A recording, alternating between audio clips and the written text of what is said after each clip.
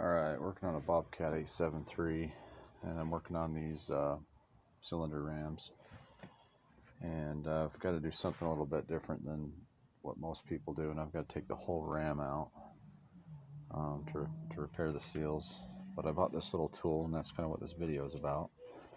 I was able to break it free with that tool, but this tool comes from all skid steer, and I actually have to loosen that to get both of these in there. I got it out actually without having to do that, but just an interesting observation is that Allen head and that Allen head are two different sizes, which I thought was kind of stupid.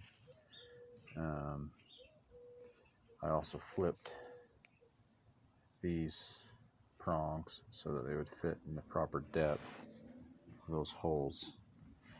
So the size of this side is bigger than that side, so I flipped those around and made it sit flush,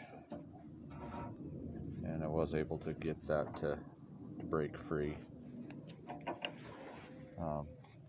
Another thing on these rams is you want to make sure that your zerk is facing outwards when you put these back in.